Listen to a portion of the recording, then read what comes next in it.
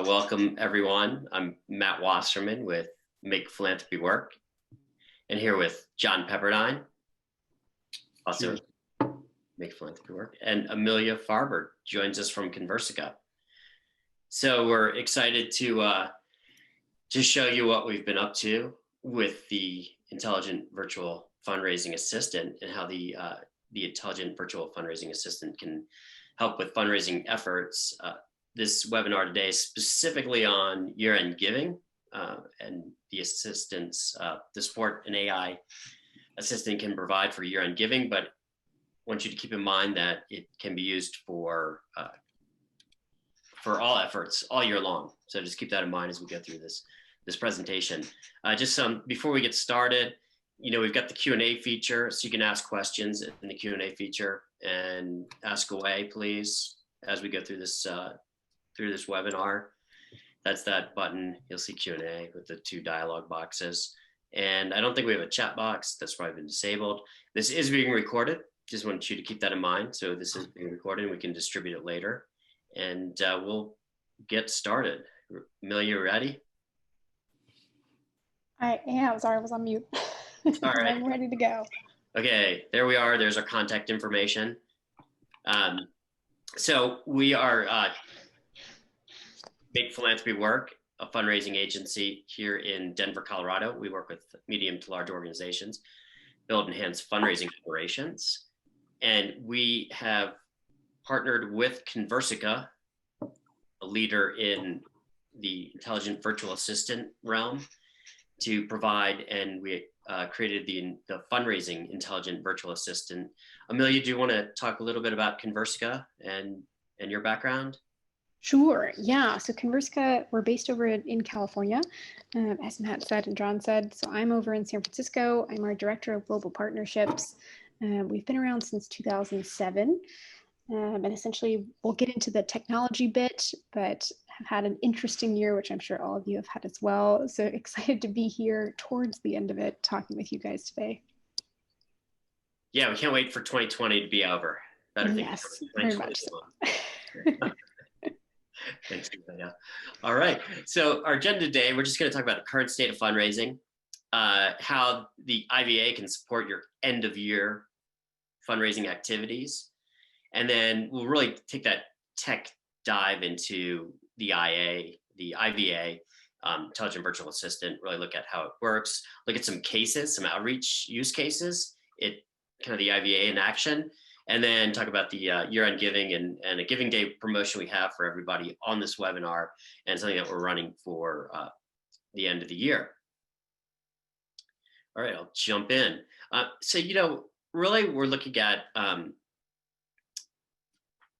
how fundraising was changing, and there were a lot of changes going on, especially related to communication, how communication was impacting things across the world. And this change was happening probably a little slower in our realm of development or advancement, but outside our realm of advancement and development, it was happening very quickly, and it was happening at an extraordinary rate.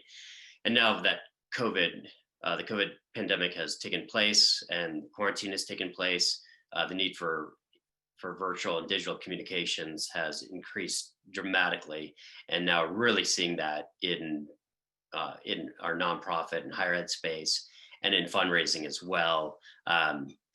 Whether that's virtual events and having to take all our in-person events and all our in-person activities and our meetings and take those all virtual. So this acceleration is really taking place right now. And, it's our firm belief that a lot of this is even going to stay post-COVID. There's a really high expectation for customization, not just personalization. That's been evolving over the last several years. And then automation is now, it's all around us. It's in our lives. Whether that's Siri, that's Echo Dots, what have you. It's everywhere.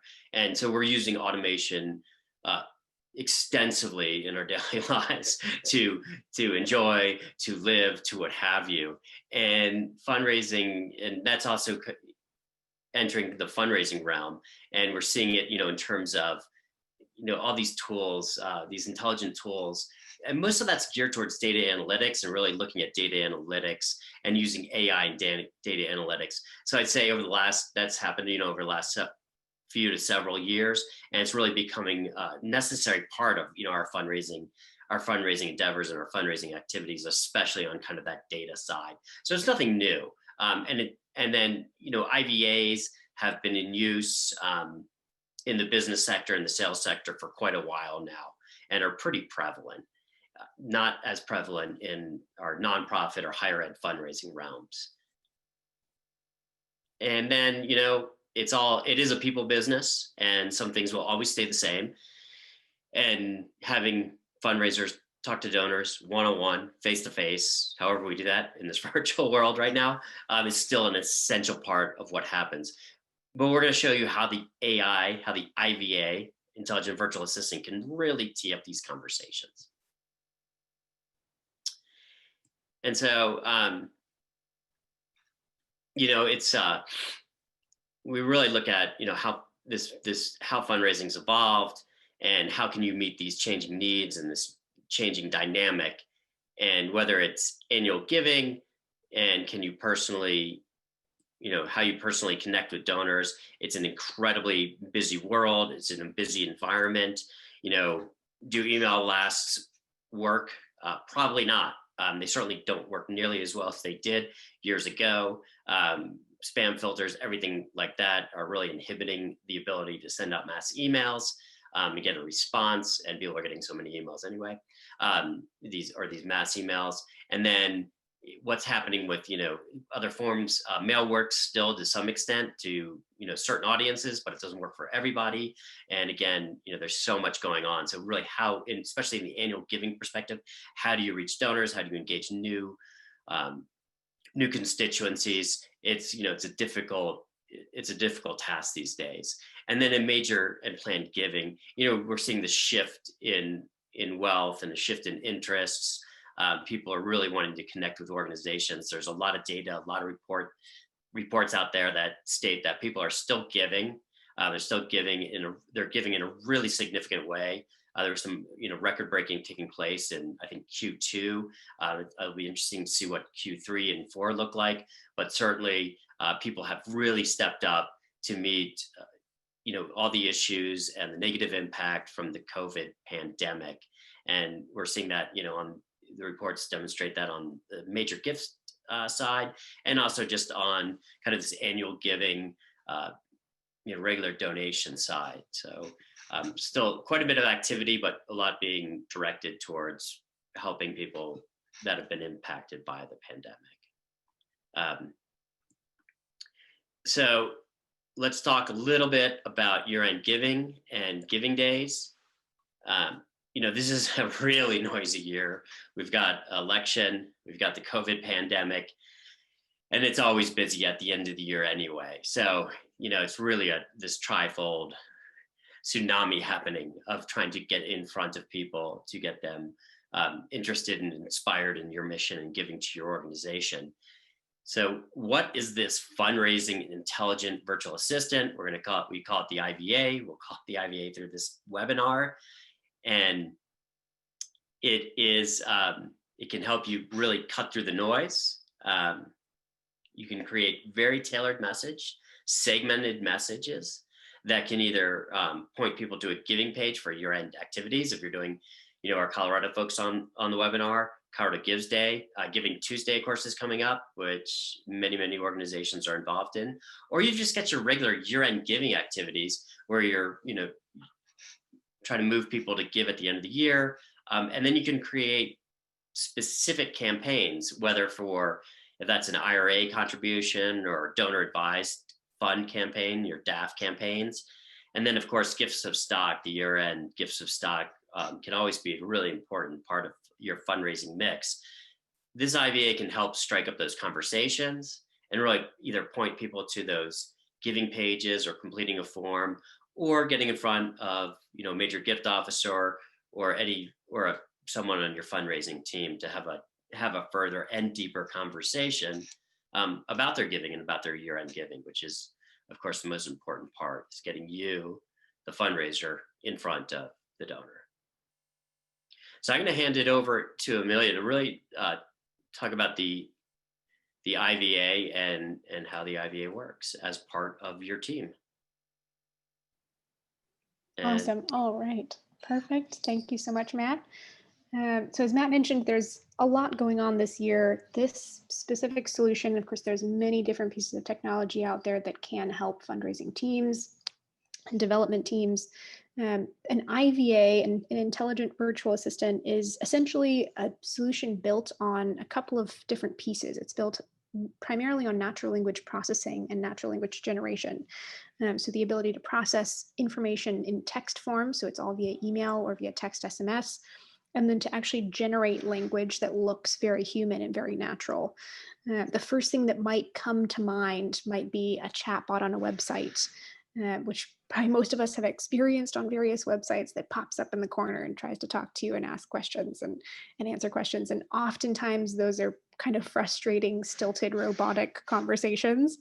That's very different than what an IVA is going to be doing for your organization. So an IVA is something that manifests essentially as kind of a junior member of your team, an assistant to your team. So it's augmenting the human team you already have by actually doing bits and pieces of the work for you. So it's going to be emailing or texting any prospective donors or current donors that you have that you need to communicate with. It could be for various reasons. It could be for, hey, we have modified options this year because of COVID. If you're an organization that has members coming in indoors, it could be year-end giving. So talking about campaigns that you're running at year-end or giving days, reaching out and asking them, would you continue support, or would you like to start supporting your organization towards the end of 2020, because it's been a tough year for many. So those IVAs will show you an example conversation, but those IVAs essentially will be doing all of that follow-up for you. So they really hang on and are very polite, but very persistent. And as Matt said, those mass emails often don't work for various reasons. They might get caught in spam filters. Oftentimes people are so used to seeing them now, it just looks like another one coming through and automatically get deleted. The emails that these IVAs are sending are very personalized. It looks very conversational, and it's really just trying to say, hey, are you interested? We'd love to get you either in touch with somebody or send you the information to sign up for or complete a donation. So I'll go next slide here if I can. There we go. And this kind of gives you a little bit of an idea of how that works. But of course, we'll show you a bit more in a moment. So you actually give the IVA a name. So it's very human-like. We often recommend kind of androgynous names, but it totally depends on the team. And essentially, the steps that IVA is taking is first to try to engage with somebody over email or over text. So initiating that contact, reaching out to them very conversationally and very politely. Empathizing as much as a machine essentially can empathize. So understanding what a person says back to them via email or via text, interpreting that meaning and saying, okay, great, they're interested or they're not interested now. Maybe they're also going through some tough financial times, so now is not a great time for them to donate. So they say, I'm so sorry, but next year is going to be better. She'll understand that as well and be able to flag your team, let you know that. And then, of course, responding. So after it understands the messages and conversations it has two-way with that person, responding an actual message that looks very human-like. Say, great, we'd love to have you either talk with one of our frontline fundraisers, or here's the link to go complete a donation, whatever goal you have for that conversation for her. So those really key pieces are those P words down at the bottom. So being very prompt, getting in front of people as quickly as possible, because of course it's going to be a really noisy year-end giving this year with so many organizations going through a tough year. Being very personalized, so making sure that you don't get caught in those spam filters, you don't get deleted immediately on emails, that it looks very conversational and feels very personal to the recipient. And of course, being persistent. Sometimes people are dealing with other things. They're not going to check their inbox for a couple of days and it totally gets buried. And so following up every couple of days, being very persistent, but very polite is really, really important to actually getting in front of somebody and making sure you can make that connection with a current or prospective donor. So the next one here. Awesome. Yeah, and And Amelia, I was just going to jump in and say, oh, go for it. here at Make Philanthropy Work, we are using an IVA. Her name is Alex, and she is terrific. A member of the team, um, and that personalized approach and that politeness is phenomenal. Some of the statements that Alex creates through the natural language generation um, are pretty phenomenal, and just the phrases and kind of the how the conversation forms. So it's been we've enjoyed utilizing Alex. Yeah, no kidding. It's always fun to kind of use it yourself and get to see, and many of you may on this webinar may experience the follow up afterwards just to see how natural it feels and how personalized it feels. And Amelia, how, oh, sorry, I was yeah, going to go jump for it, in John. just to add to what Matt was saying, is that another part of what makes this unique and incredibly valuable, it acts as a personal assistant to you. And so when Matt and I have had conversations with folks, or when Alex has prompted a conversation, like everyone else, I get busy with something or whatever, she will prompt me to say, hey, such and such just sent an email saying they did want to chat with you tomorrow and set up a time, or they'll drop my calendar link. So it acts as almost a personal assistant to you to help you stay organized. Oh, absolutely. Yeah. Especially if you personally or your human team has so much going on. I'm also in the same boat. It's very easy to forget something's happening and kind of drop the ball or let things slip through. And so this AI assistant in the background is kind of just that constant that you can depend on to remind you of things very politely, to keep things top of inbox for you as well. Well, and Make sure Janelle, you actually can make that connection. yeah, a question about how do we track responses. It's incredibly simple to operate, to see what responses are coming in. It's a nice clean dashboard. It shows you exactly who's been contacted, who's kind of in a holding pattern, who would like to be contacted later on. It's really, really easy to use and track where everything's going. If Matt and I can do this and run a company, I can assure anyone out there they can do it. Oh yeah, yeah, and that ease of use is really, really key, because it's there to assist your team, so it shouldn't be taking all of your team's time to run it. So once you kind of set her up, essentially onboard her as a new digital member of the team, and let her know what you need her to do, she's off and running. She's autonomous, and she'll stay in touch with you, send you alerts whenever you need it. And yeah, just one other thing on this slide. One of the really key things about an IVA is that it's built on an AI that's been learning over the last 10 years, 10 plus years now. And so that core intelligence is already built in. It's very easy to set up. It's already ready to go, pre-trained essentially is what we're using here. So you don't need to wait. There's lots of AI tools that spend lots of time learning your organization, takes months and months to set up. What's really neat about these IVAs is that you essentially can set them up in 14 days or fewer. And by that end of that onboarding time, your IVA is sending messages per your organization's needs, and actually starting to communicate. So for people we're talking with a couple folks right now who are trying to set up by the start of November or that first couple weeks of November, and they'll already be emailing, having conversations, setting meetings before the giving days come around. Before that end of year giving really kicks off, which is really, really key. So that ease to start and that quickness to start is really important. I'll go to next slide here. Perfect. So really quick example. Obviously, this is a couple of canned messages, so it's not a live demo, but it gives you guys a good idea of kind of the type of messages that an AI assistant will be sending. The one thing this slide doesn't capture, so if you're interested in seeing more, definitely get in touch with Matt and John to set up an actual demo so we can show you the full conversation and all of the follow-ups. But this doesn't show you the persistence. So oftentimes it'll take 4+ emails over the course of a couple weeks to actually get in touch with somebody and get them to respond. And oftentimes they'll say, oh, we're so sorry we missed the first few emails. It's been a crazy year, a crazy time. But thank you for following up again. I would love to talk with you. So that's what this doesn't really get across, but at least it shows you guys the type of messages that she's going to be sending, that AI assistant will be sending. And all of the messages that you see here that you'll see in the demo, if you sign up for one, is are generated by the AI. So your team is not having to go in and write thousands of different follow-up messages for her to send. That's really the exciting part of the AI capability, is that it has the ability to generate and dynamically generate human language. So every single email that it sends to somebody and that it follows up with is unique because it's generated directly from the AI. It's not a template, it's not a static message or a mass email that she's sending out to everybody. Every donor or prospective donor on that list that she's contacting is going to receive a totally unique message, that personalized message. So especially if you're emailing a few people in the same household who are also on your donor list or prospective donor list, they're going to receive different emails. It feels very personal, and personalized follow-up messages. But essentially what she's doing is, first phase, she's really just trying to get in touch with somebody, trying to get some sort of response back. If somebody does respond and says, now is not a great time, going through some tough financial hardships on our side as well, but maybe next year. She'll be able to understand the intent of that message. She says, okay, they're not interested now, but maybe later. So she actually deactivates herself.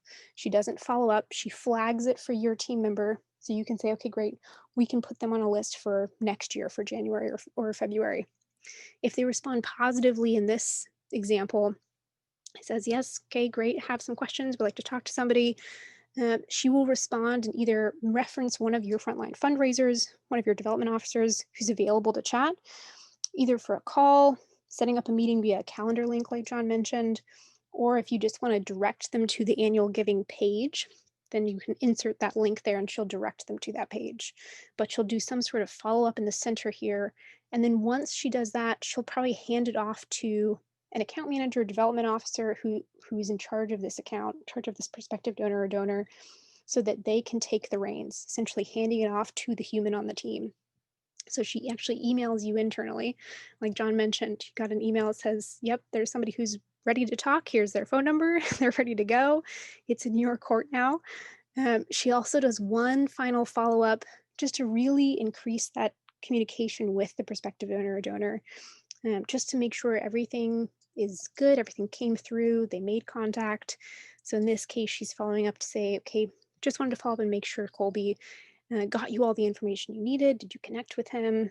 He says yes. If they say no, somehow the call didn't happen, it slipped through the cracks, she'll flag that for you as well and say, oh, somebody missed a call. This person's still waiting, still could get a donation in. So a few things there to really get excited about, especially if Hey, you're going to Myriad, sign up for a demo. Yeah.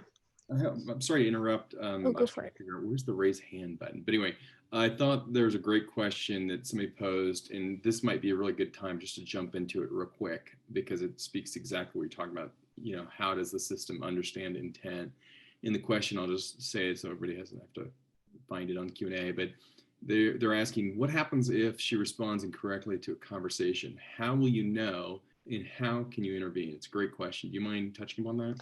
Oh, absolutely. That is a really good question. And I can actually give you some stats on that too. So the actual AI platform that the IVAs are built on is quite old in the AI world. And much like a fine wine, it kind of gets better with age because it's able to process more data and learn from that data.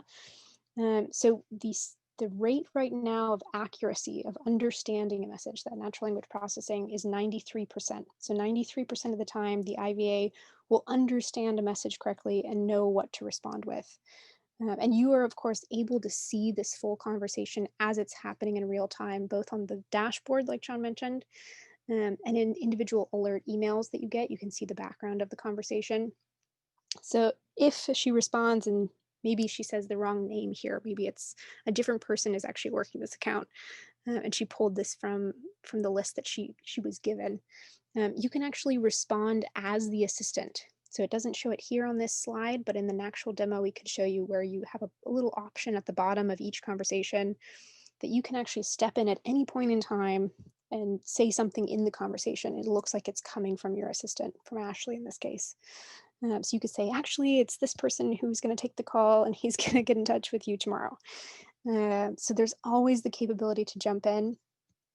That's 7% of the time when the AI is not sure what her understanding is of a message. So maybe she gets a 5-paragraph email back from somebody saying, you know what, this year has been really tough and we've been going through these and we're looking at all these different organizations to give to at the end of the year. And she kind of loses what their actual intent of the message is halfway through, and she doesn't know what to say back. She doesn't know what the understanding of that message is. She'll actually pause herself. She will not respond if she's unsure, and she flags that for you as a lead to review. So you'll be able to see in the dashboard, an alert will pop up, and you'll also get an email from her saying, okay, I'm unsure what to do here. This is a lead to review. And at that point, you can either respond as the assistant or kind of take over the conversation from her and direct them to a call.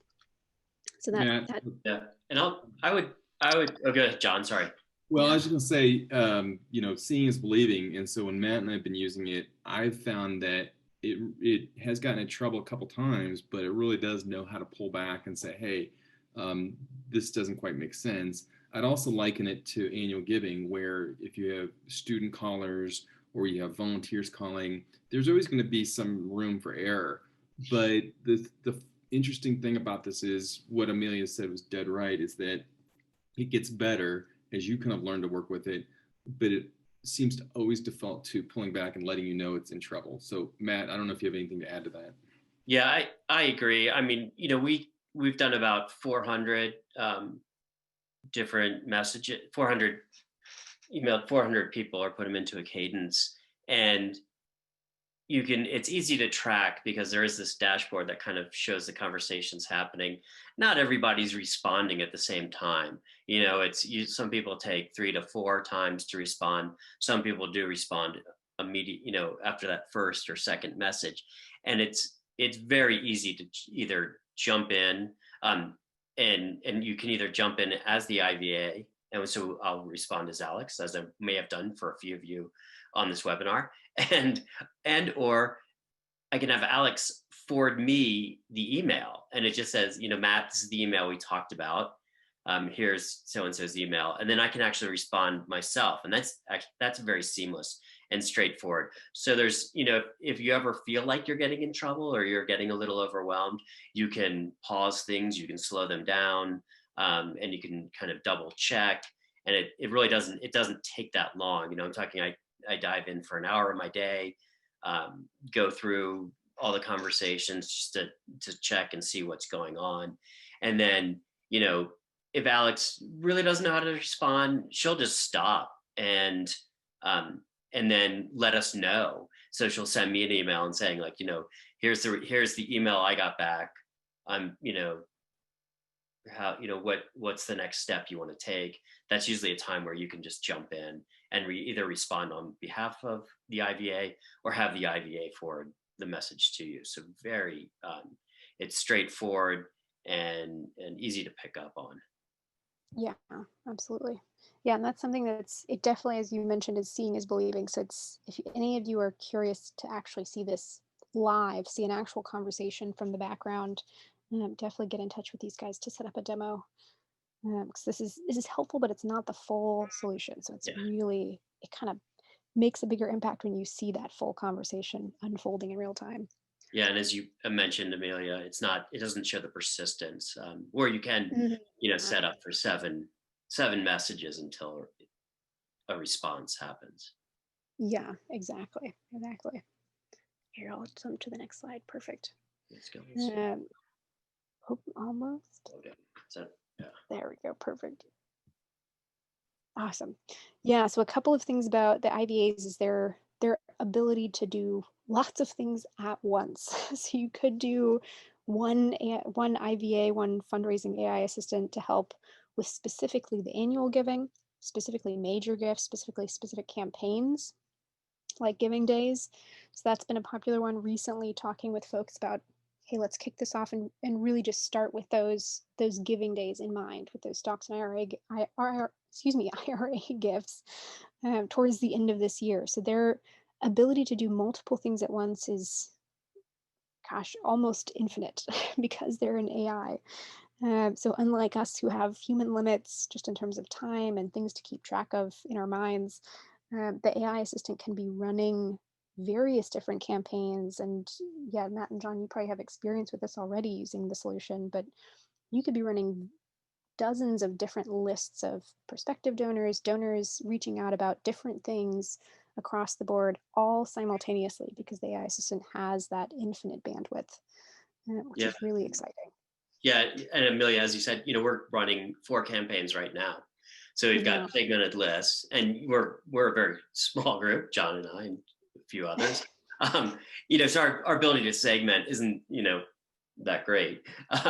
But if we could really get into, deeply segmented lists with really personal messages. So it's pretty phenomenal.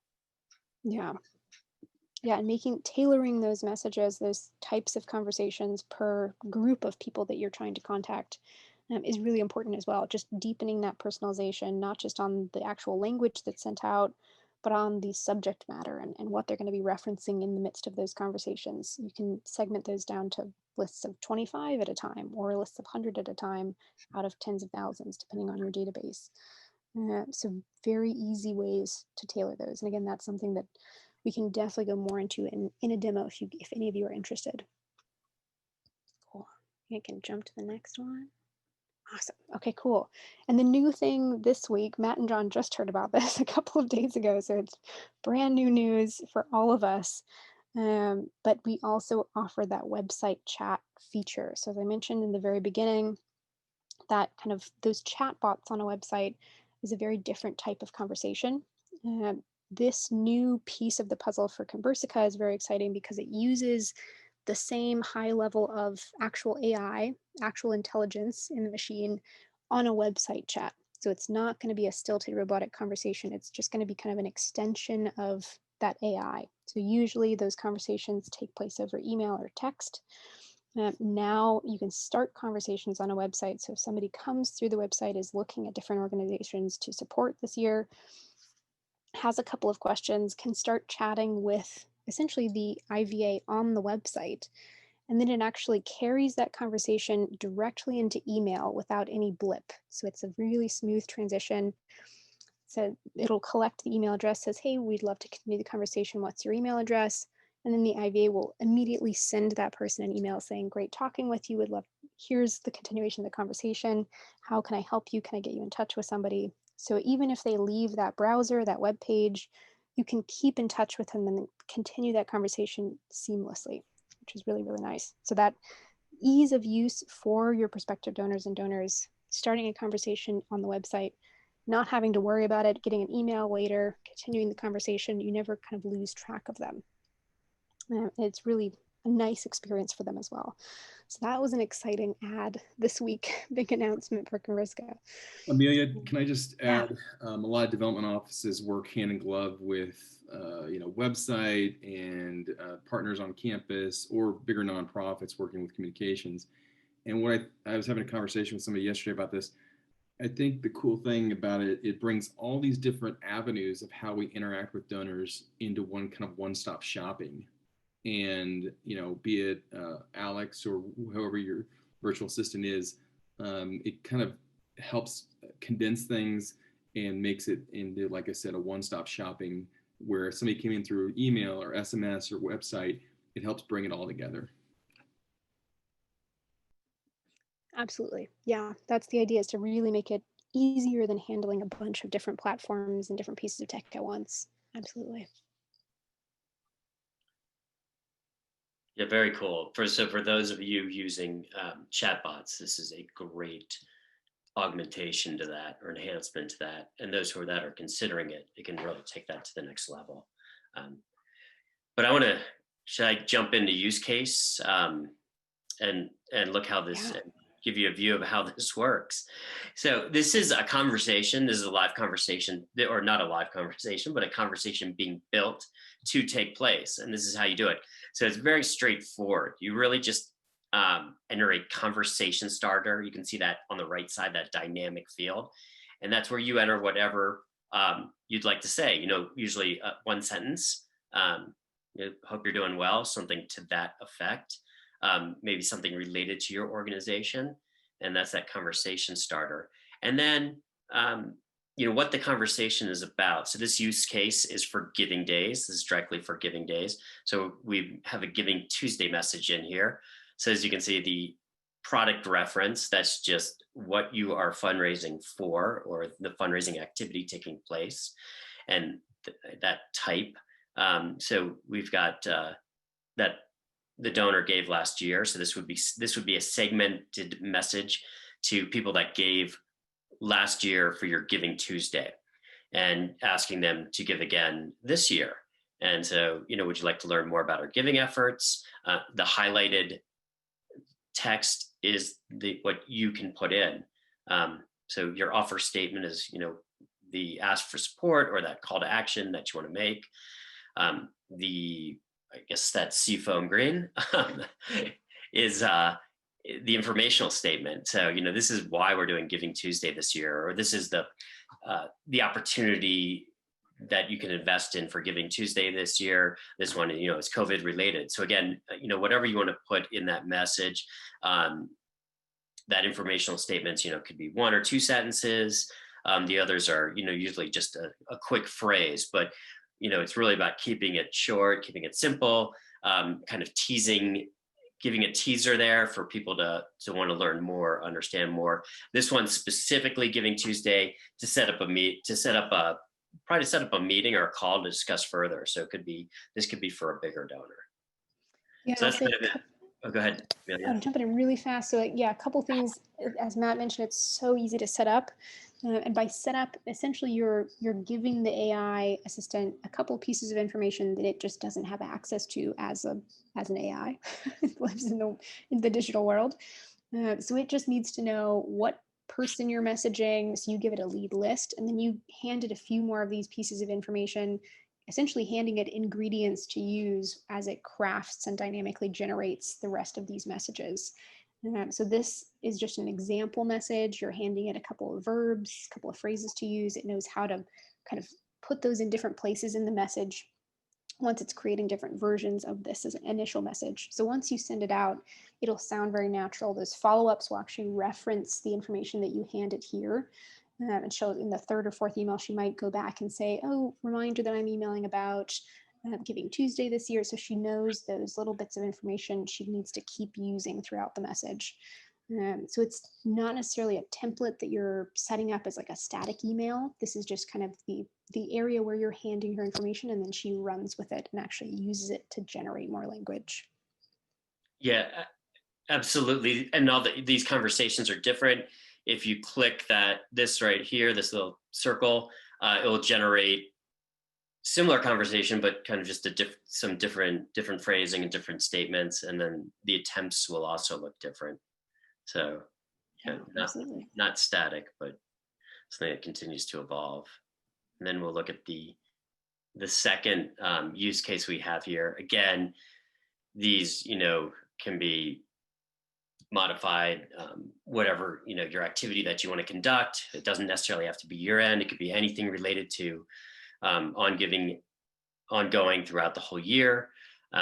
We've got, this one is for year-end gifts of stock campaign. So again, you could segment the list for people that had given stock last year, or those that kind of come up that might be considering gifts of stock based on their demographics and their giving profiles. And again, just adding kind of this teaser information that the IVA will take and run with and really create conversations. Again, this is based on creating a meeting. I think with gifts of stock, that's an important part of wanting to get you want to get a meeting with that donor. You want to get in front of that donor, have that conversation about how to do it. You could also set this up for just pointing them to a form if you wanted to. And then use case 3, this again, communicating with current donors. This one has this link to sign up. And this is for a meeting. So this could be ongoing throughout the year. So asking for a meeting with the executive director, or if you're doing a town hall or any kind of, I guess, event or what have you. But this is, this kind of teasing that up and promoting this meeting. And so again, past supporter and the opportunity to meet with the executive director. So different conversation type. And then the other skills of the IVA are pre and post event, and this is actually a event cancellation. We saw a lot of event cancellations last year or this year because earlier this year because of COVID.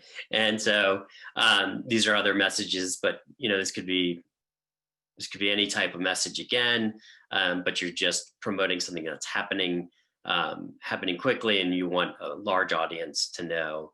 And again, these are people that signed up, and maybe your event's going from in person to virtual, and you want to make that switch and let everybody know that it'll now be, a virtual event as opposed to in person. So that's really just a small scope. Oh, this is one other case. This is member to donation.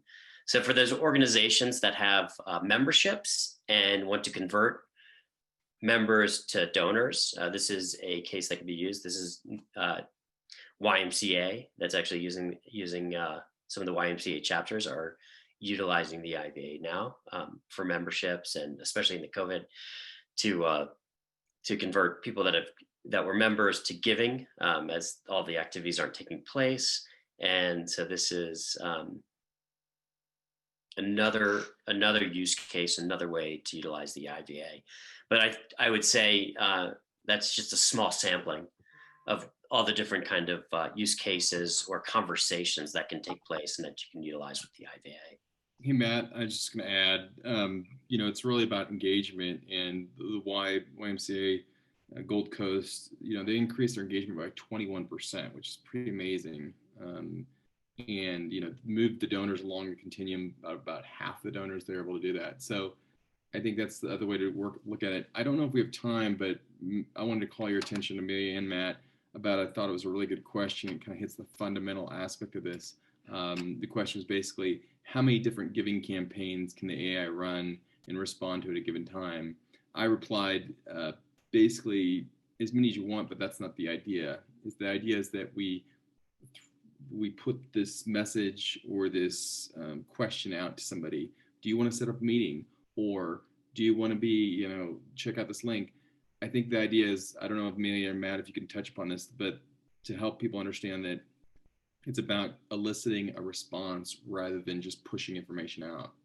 Yeah, I would say definitely. We actually had this question a couple times with folks that I've been talking with you guys of how much is too much and how much you should put on the plate of your AI assistant. The quick answer is the AI assistant has the capability of running however many, it's not like a human, it's not going to get overloaded. You can have it run hundreds of campaigns at once if you want. But that would mean that your team has to be ready and waiting to receive tenfold the number of meetings if you're running hundreds of campaigns. And it's going to be more so on how much you guys want to receive from the AI and less on how much the AI can do. So oftentimes a common question we get asked more so in the corporate world is if we're selling to sales teams, the biggest concern is that sales reps will get fired because you're hiring an AI assistant who's going to do their work for them, which is not at all the case. It's there to really do this back and forth work, get things scheduled, and push essentially more work to those sales reps and to your frontline fundraisers.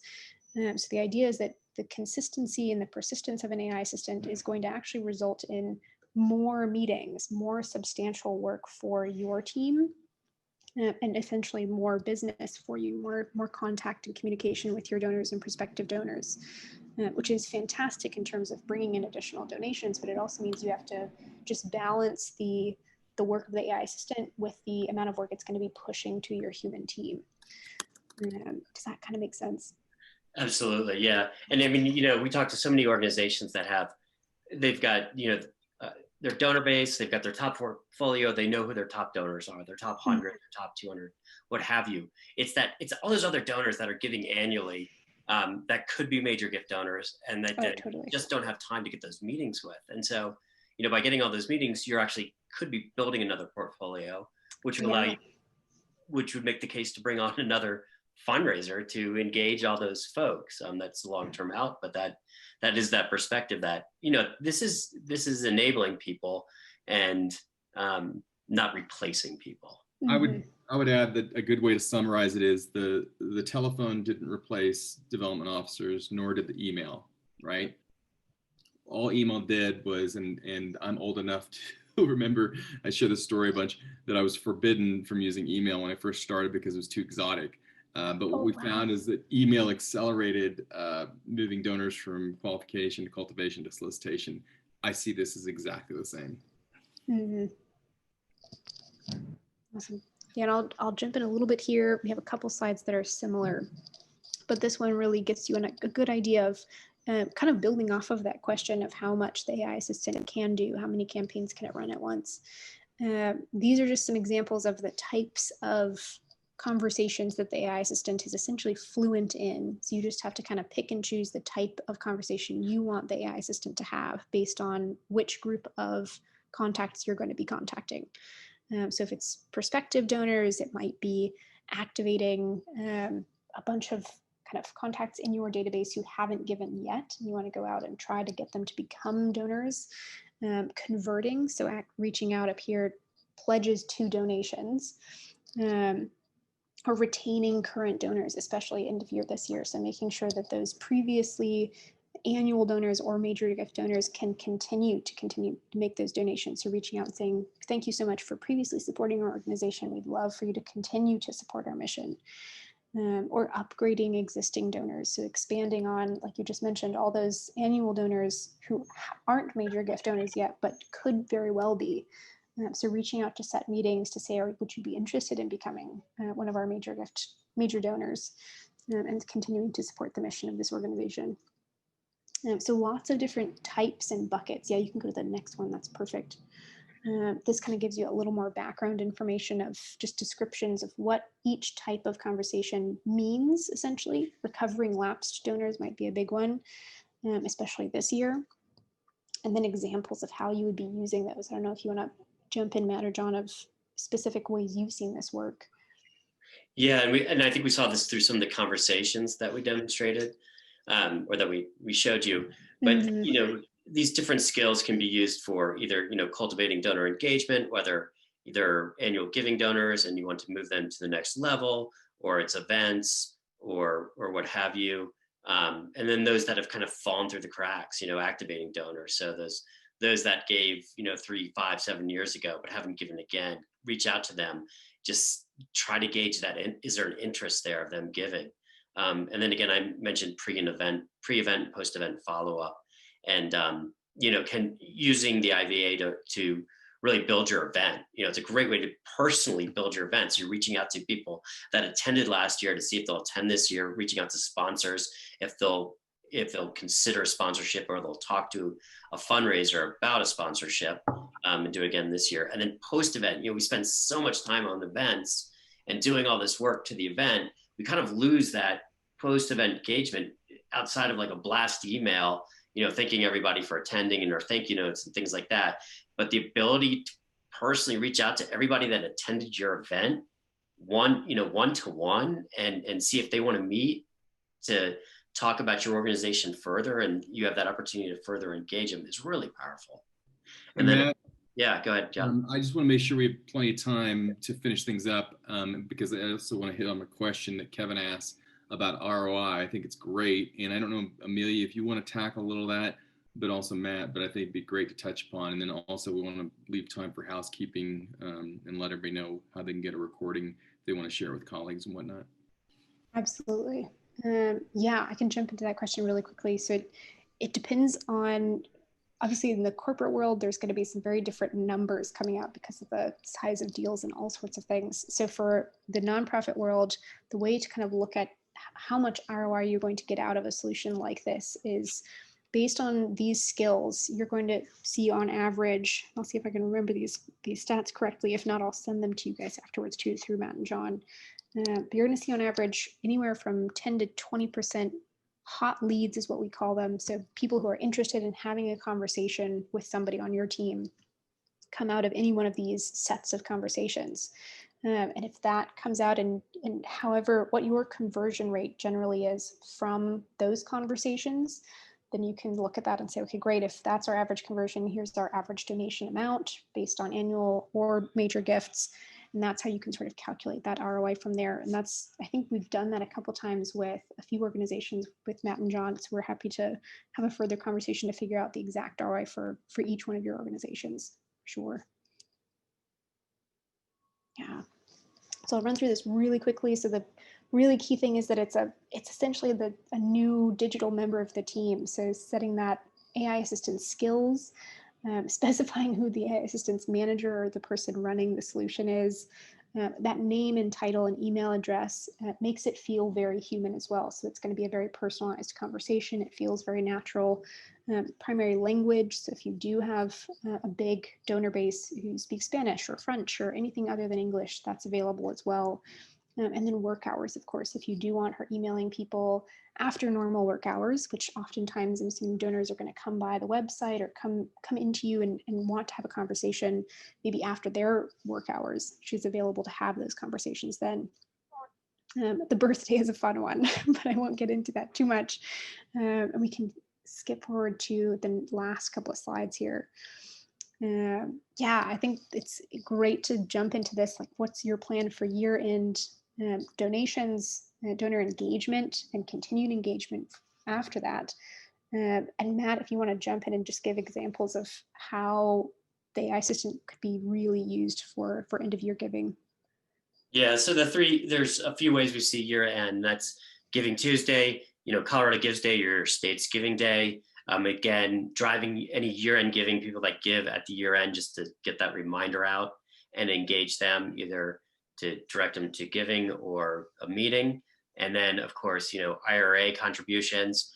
If you have a campaign for IRA contributions, are a great way to reach out to that prospective audience. And then gifts of stock as well, as I mentioned earlier. And then, of course, all year round, I can't overemphasize that the IVA, we're talking about year end here, but the IVA, of course, can be used for all these things that we mentioned all year round. Mm-hmm, definitely. In the last little bit here, and I can let you guys jump in as well, but specifically from Conversica and through Make Philanthropy Great, who's one of our biggest partners in the nonprofit world, is that Conversica will be offering a match for Giving Day donations up to $1,500 if you essentially hire or onboard your assistant before December 1st. So trying to get as many people using the solution and having it start delivering value and meetings for you guys before those giving days is fantastic. As long as you sign up before December 1st, then we will match any donations up to $1,500 directly to your organization. So essentially a check cut directly to your organization. And of course, it's not a new solution on the market by any means, but it's newer in the nonprofit world. So we've been working with MPW all of this year to really make sure that the solution is tailored to nonprofits, because obviously previously our biggest focus was B2B tech companies and other more corporate realm things. And that work has culminated in this fundraising AI assistant. And so because it's newer and we're excited to bring more of you guys on board, there will be also a first year discount of using the solution. So both of those things we're really excited to offer to you guys through MPW. Can I just add we're also open to pilot projects, specifically if your campus looking at athletics or something very specific, because we're really curious to see how we can strategically align this with what you might have specific to alumni, or if you're a bigger nonprofit and want to look at, what can we do with Libunds or something like that. So we'd be really open to pilot programs on very specific causes. It'll help us kind of understand this better, but it could help you kind of do something very innovative that I think leadership or others in your organization may be interested in. Mm-hmm. Absolutely. Cool. I think that was the last one. Let me make sure. Yeah. Questions, thoughts. As Amelia said, we would be happy to give a demo, take a deeper dive, so you can really see the IVA in action and think about how you can best utilize it for your organization and engagement. And please let us know. To close things up, just do a little bit of housekeeping, a couple of questions, and then we can let everybody know how we're going to send some follow-up behind after this. Question regarding languages, Amelia, I just answered. I know you've got Conversica does 4 or 5, Spanish, French. Do you mind expanding on that? Oh, absolutely. Yeah. So English is that, obviously English we work well in. Spanish, French, Portuguese, German, and Japanese are all the other ones available right now. And then I answered a question that really kind of didn't mean to be flippant, but it's the technology implement is not difficult. I think if your team and your organization can handle most kind of onboarding technology, CRMs, and things like that, you can easily do this. And I said that Conversica has worked with hundreds of companies and organizations to implement this. But Amelia, would you have anything to add? That sounds, yeah, it's definitely a simple implementation, which is great. So it's easy to start using. So you actually can start seeing a lot of stuff come out of it from those messages that it starts sending within a couple of weeks. Without setting meetings or sending people to a donation page or interview or giving page, which is exciting. So you can actually, it's not something that's going to take you guys too much time and too many months to get it set up. It's going to be really fast in a couple of weeks. Great. Well, to wrap things up, we've got about a minute. I was just going to say we're recording this. We'll send it out. It'll be posted on our website. We'll send a link, and I think on Conversica's as well, Amelia. But Matt, do we have anything else to add before we close up? No, I think that's it. Thank you, everybody, for attending today. Really appreciate you taking a look at this. I hope it inspired some thought around what you could achieve and accomplish through the support of an IVA. We found it to be a very powerful technology and have only been utilizing it for probably a month now. But again, it's not that difficult to implement and to utilize. And I think just it's how far you want to take it and utilize. So thank you again. Yeah, thank you all. Thank you all.